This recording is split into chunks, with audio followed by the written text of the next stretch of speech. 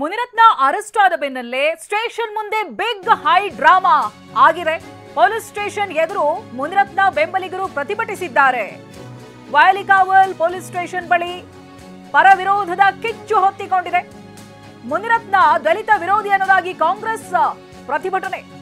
ಮುನಿರತ್ನ ವಿರುದ್ಧ ದೂರು ಕೊಟ್ಟವರ ವಿರುದ್ಧ ಇದೀಗ ಪ್ರತಿ ದೂರು ದಾಖಲಾಗಿದೆ. ಶಾಸಕ ಮುನಿರತ್ನ ಅವರು ಸದ್ಯದಲ್ಲೇ ಹೊರಬರ್ತಾರೆ.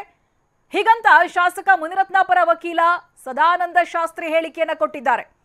ಮುನಿರತ್ನರನ್ನ ಇವತ್ತು ಸಂಜೆ ಅರೆಸ್ಟ್ ಮಾಡ್ತಾರೆ. ಕೋಲಾರ ಪೊಲೀಸ್ ಅರೆಸ್ಟ್ ಮಾಡ್ತಾರೆ, ಬೆಂಗಳೂರಿಗೆ ಕರ್ಕೊಂಡು ಬರ್ತಾರೆ.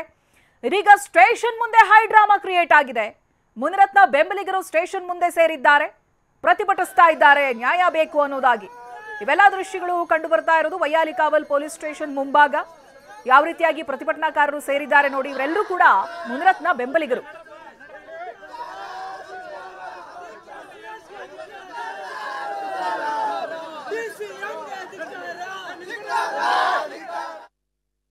ಈಗ ಮುನಿರತ್ನ ಅವರನ್ನ ಕೋಲಾರದಿಂದ ಬೆಂಗಳೂರು ಕರೆಯುವಂತ ಪ್ರಕ್ರಿಯೆ ಪೊಲೀಸ್ ಅವರು ಮಾಡ್ತಾ ಇದ್ದಾರೆ.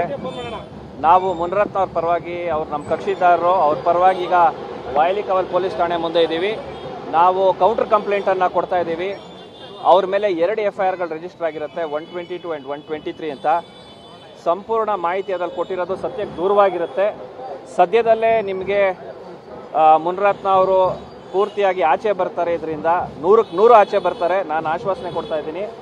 ಪ್ರತಿಯೊಂದು ಕಂಪ್ಲೇಂಟಲ್ಲಿ ಹೇಳಿರುವಂಥ ಒಂದು ಏನು ಅಲಿಗೇಷನ್ಸ್ ಇದೆ ಮುನಿರತ್ನ ಅವ್ರ ಮೇಲೆ, ಯಾವುದಕ್ಕೂ ಪುರಾವೆ ಮತ್ತು ಸಾಕ್ಷಿ ಇಲ್ಲ. ಅದಕ್ಕೆ ನಾವು ಉಚ್ಚ ನ್ಯಾಯಾಲಯನೂ ಮೊರೆ ಹೋಗ್ತಾ ಇದ್ದೀವಿ, 482 ಪಿಟಿಷನನ್ನು ಹಾಕ್ತಾ ಇದ್ದೀವಿ. ಅದಲ್ಲದೆ ಇವತ್ತು ಇಂಥ ಒಂದು ರಾಜಕೀಯ ಷಡ್ಯಂತ್ರ ಮಾಡಿದ್ದಾರೆ ನಮ್ಮ ಕಕ್ಷಿದಾರರ ಮೇಲೆ. ಸತ್ಯಕ್ಕೇನೆ ಜಯ ಆಗುತ್ತೆ. ನೀವು ದಯವಿಟ್ಟು ಇನ್ನೊಂದು 24 ಗಂಟೆಯಲ್ಲಿ ನಿಮ್ಗೆ ಇನ್ನೂ ಪ್ರಕ್ರಿಯೆಗಳು ಏನೇನಾಗುತ್ತೆ ಅಂತ ಗೊತ್ತಾಗುತ್ತೆ. ಸದ್ಯಕ್ಕೆ ಕೌಂಟರ್ ಕಂಪ್ಲೇಂಟನ್ನು ನಾವು ಕೊಟ್ಟಿರ್ತೀವಿ. ಯಾರು ನಮ್ಮ ಮೇಲೆ ಕಂಪ್ಲೇಂಟನ್ನು ಕೊಟ್ಟಿರ್ತಾರೆ ಅವ್ರ ವಿರುದ್ಧವಾಗಿ ಕೌಂಟರ್ ಕಂಪ್ಲೇಂಟನ್ನು ಕೊಟ್ಟಿರ್ತೀವಿ. ಹಾಗಾಗಿ ದಯವಿಟ್ಟು ತಾಳ್ಮೆಯಿಂದ ಇರಿ. ಸತ್ಯ ಆಚೆ ಬಂದೇ ಬರುತ್ತೆ. ಸತ್ಯಮೇವ ಜಯತೆ ಅಷ್ಟೇ.